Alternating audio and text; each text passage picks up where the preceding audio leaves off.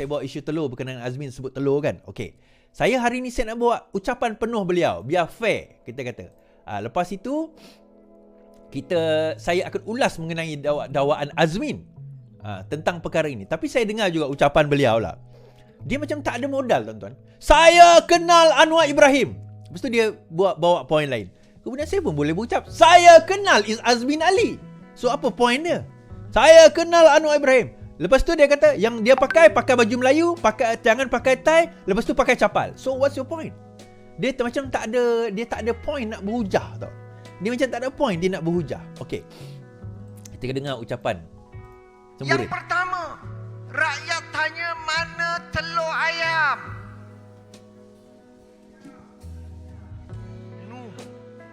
Nak selesaikan telur ayam, lari ke India. Rakyat Malaysia terpaksa makan telur India, tuan-tuan.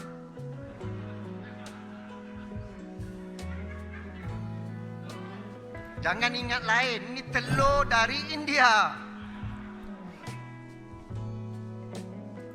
Wah, sebelum ni dia kata kita nak buat tender terbuka. Tidak ada direct nego.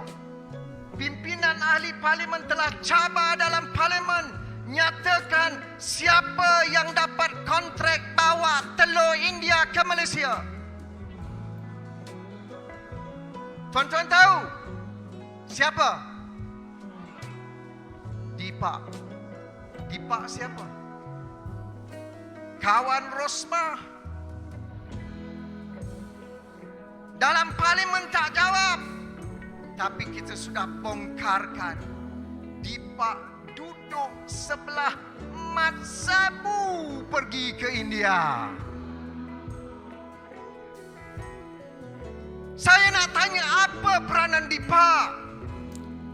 Mana tanda terbuka?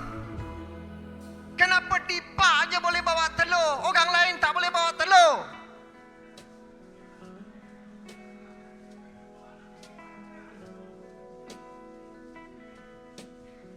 Telur Deepak, bukan telur yang dibawa oleh Deepak. Kategori D, tuan-tuan. Harganya lebih mahal. Saya dapat maklumat daripada kementerian. Deepak difahamkan mendapat bekalan kontrak telur ini pada harga 32 sen, tapi kategori D. Kita tanya, apakah ada saringan keselamatan di Jabatan Veterina? Kita tahu setiap produk makanan yang nak masuk dalam negara mesti ada 5 saringan. Tetapi saringan-saringan ini difahamkan dikecualikan.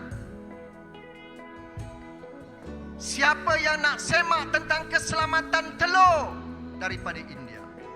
Siapa nak semak kualiti telur daripada India? Dan sekarang sudah ada perbincangan untuk subsidi tambahan 20 sen lagi. Maknanya telur kategori D harganya 52 sen di dalam pasaran. Ini cerita apa? Baru satu isu telur sudah gagal untuk mereka selesaikan. Okey. Satu isu telur sudah gagal untuk mereka selesaikan. Ni saya nak jawab Azmin Ali. Ada beberapa perkara, beberapa tuduhan di situ. Number one, isu telur yang tidak berjaya diselesaikan oleh kerajaan sekarang ini. Now, saya nak bagi tahu Azmin Ali, saya pernah debat berkenaan dengan isu telur ni.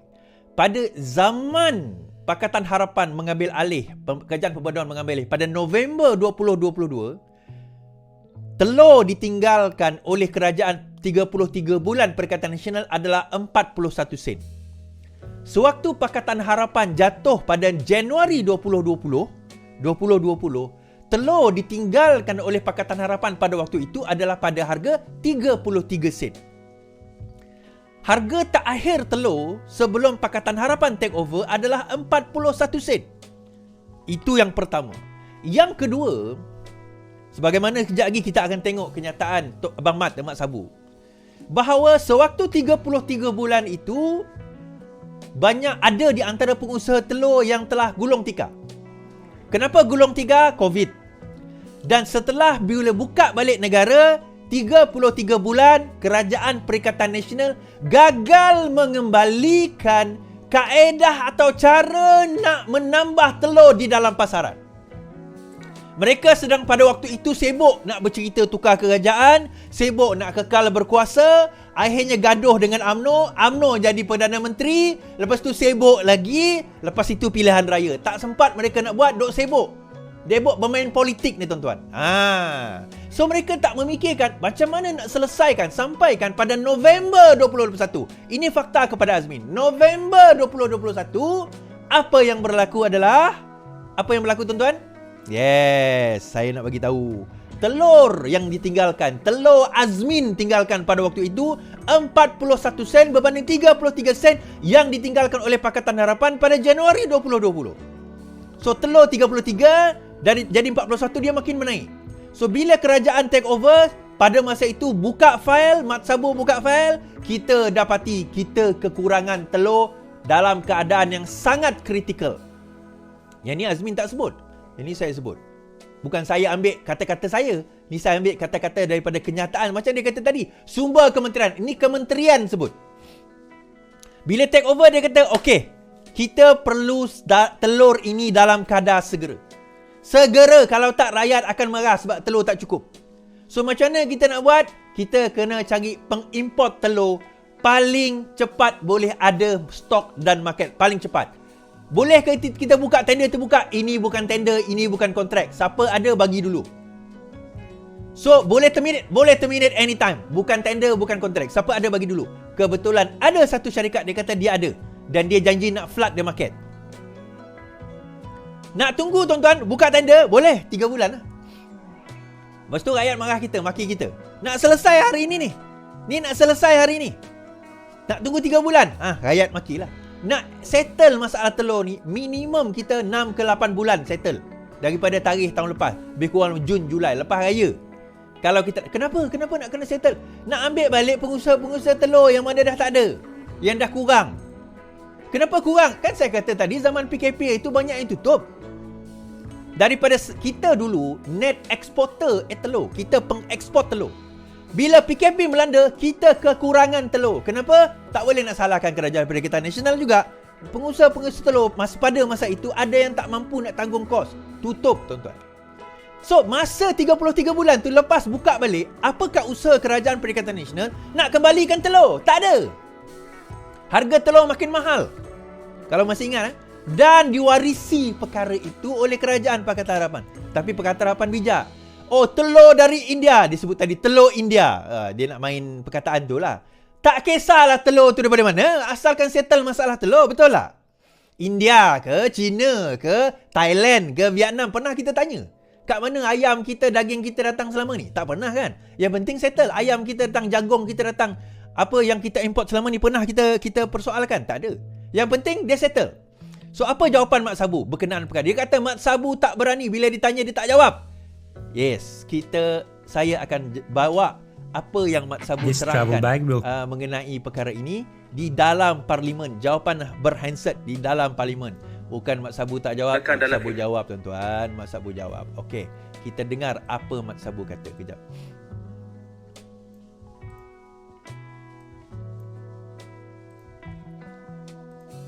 Import tersebut dan sama ada pemilihan syarikat itu dibuat kerajaan digunakan dalam import tersebut dan sama ada pemilihan syarikat itu dibuat tak ada langsung peruntukan kerajaan. Tak ada langsung peruntukan kerajaan. Dan dibuat secara tender terbuka.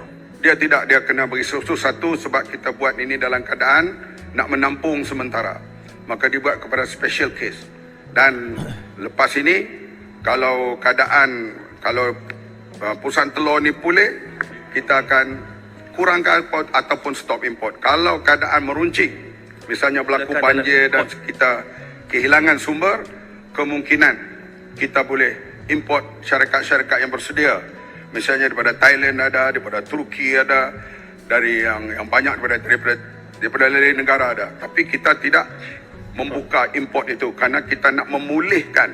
Sebab Malaysia 5-6 tahun dulu kita ekspor telur.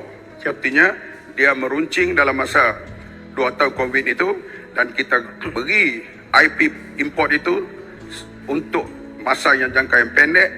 Kalau dia syarat-syarat tak diikuti di bawah DVS dan sebagainya, boleh dihentikan bila-bila masa. Tapi kita usahkan dan berdialog dengan pihak pengeluar telur dan sebagainya. Mereka telah berjanji untuk flood the market dalam masa yang terdekat ni, terutama menjelang Hari Raya Puasa. Dengan keadaan smooth, kita harap tak berlakulah bencana yang besar lagi di mana-mana. Kita dapat pulihkan kedudukan itu seperti 4-5 tahun dulu. Syarikat ni JNE, syarikat JNE pergi cek, tengok siapa director dia, siapa pengurusinya, cek. Bagi saya tidak sembunyi apa-apa. I will reveal everything. Ini Bang Mat lah. Semua jadi kerjaan ni. Terima kasih. Kalau duduk Hari Raya Puasa dengan keadaan smooth, kita ini Bang Mat lah, dia kata. Bang Mat jawab. Okay, Bang Mat dah jawab dah. Kan saya dah cakap tadi kan, setelah pada pada masa zaman PKP itu banyak syarikat tutup, so nak selesaikan dalam keadaan segera. Dan tidak ada masalah, dia kata. Pelantikan itu special case kerana nak flood the market. Dalam tempoh pendek, tak sempat nak buka tender dan sebagainya. Tetapi dan kerajaan tak terlibat dalam nak bagi duit dan sebagainya, penting nak import saja. Dan hari ini tuan-tuan, syarikat yang Azmin sebut tadi tu, yang disebut oleh Azmin tadi tu, yang disebut juga dalam parlimen tadi tu, JNE Advanced Tax Penang Berhad, hari ini minta supaya jangan Azmin mengelirukan orang ramai, dan meminta Azmin memohon maaf, berkemungkinan akan mengambil tindakan undang-undang. Yes, ex-importer refutes Azmin direct negotiation claim, demands apology. Ex-importer JNE Advanced Tax Penang Berhad has refuted claims made by Bersatu leader that the company received a contract to import eggs from India via direct negotiation. In a statement, JNE said Azmin's statement was a blatant lie designed to confuse the public and deflect attention away from the corruption charges faced by Bersatu President Muhyiddin Yassin. In his desperate attempt to create a diversion, Azmin is taking favourite backdoor approach by using a lame spin of a normal egg importation into a fake scenario of direct negotiation by the government to buy imported eggs from us, which is an absolute lie.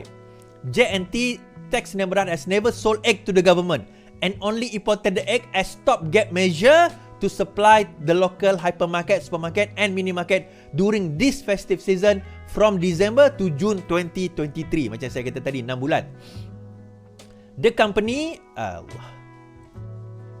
also refuted Azmin's claim that JNE was given an exemption by the government from having to undergo food safety checks. It is said that importation of egg from India was scrutinized by the local veterinary services department and had also been issued the Indian government veterinary health and zoo sanitary certification livestock product. JNE hereby demands that unless Azmin makes a necessary reparation by making and issuing the relevant correction statement in writing to us and in social media platform frequency used within the next 72 hours from the date hereof, we will proceed to legal action against him. Saya translate bahasa Melayu sebab walaupun tak faham, walaupun tak faham bahasa putih. JNE dengan ini meminta demands, melainkan Azmin Ali membuat necessary reparation by making, dengan membuat satu kenyataan, menarik balik kenyataan sama ada secara bertulis atau di social media yang biasanya digunakan dalam tempoh 72 jam. Maka kalau tidak dilakukan kerana itu, JNE akan mengadakan ataupun menyaman Azmin Ali. JNE lawyers as Ravichandran confirmed via a letter of demand to Air Hitam MP Wee Ka Siong on March 11 that the company was the sole importer of egg from India. Untuk makluman yang sama, Wee Ka Siong juga telah dihantar satu letter of demand after claiming the MCA President produced misleading, misinformed and mischievous. Itu saya tak sempat cerita pasal Wee Ka Siong kena saman tu. Syarikat yang sama juga menyaman Wee Ka Siong, dalam masa sama sekarang ini mengugut untuk menyaman Azmin Ali di atas dakwaan jahat tersebut. Ini kerja pembangkang, tuan-tuan. Dia tak sama dengan kita masa zaman kita dulu jadi pembangkang. Zaman sekarang jadi pembangkang, dia fitnah, dia tak ada fakta, lepas tu dia mentembak suka hati dia. Hari tu Azmin juga tempat yang sama kalau tak silap, dia bercerita bahawa pelabur tak berani masuk ke dalam Selangor dan Pulau Pinang kerana Selangor dan Pulau Pinang ditakbir oleh perompak. Saya kata yang mentadbir itu dia sebelum ini. So, adakah dia mengatakan bahawa dia adalah perompak? Adakah dia admitting tu dia sendiri sebagai perompak? Pelik, tuan-tuan. Makan diri. Itulah Azmin Ali. Takkan tap-tap tak sampai 100,000, share pun 136 je. Tuan-tuan, nak bagi tahu ni nak bagi tahu, nak cerita lah. Nak cerita. Azmin Ali sekarang ni berada dalam keadaan desperate. Saya dengar ucapan beliau tempoh hari. Saya tak nampak, saya daripada dulu memang saya tak pernah minat Azmin punya ucapan.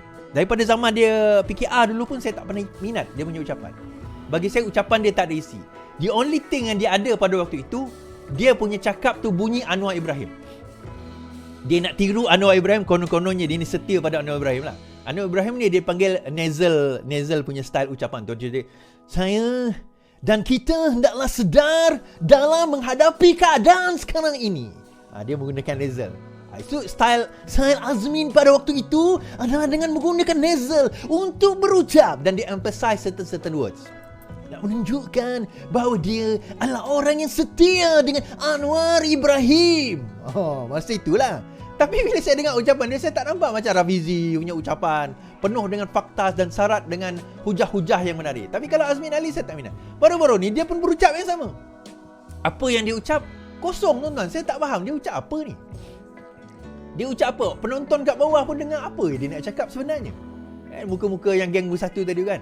Lepas tu dia buat tuduhan. Dan tuduhan tu sekarang makan diri. Sama juga. Kenapa jadi macam tu? Sebab geng Walaon dan Walargon ni, tuan-tuan, adalah geng yang malas membaca. Mereka ni geng yang malas membaca. Tak tahulah, saya pun tak faham lah golongan-golongan. Bukan tak faham, saya tahulah mereka ni. That's why dia jadi Walargon dan Walaon, sebab dia malas membaca. Okey, baru-baru ni adalah orang bertanya pada saya. Ni luas konteks sikit lah. Sebelum hujung nanti saya bawa ada dakwaan terdapat seorang lagi anak kepada pimpinan bersatu yang bakal didakwa atau sedang disiasat oleh SPRM. Itu hujung. Ada orang berkata, Suardi, dia kata, ni segmen barulah.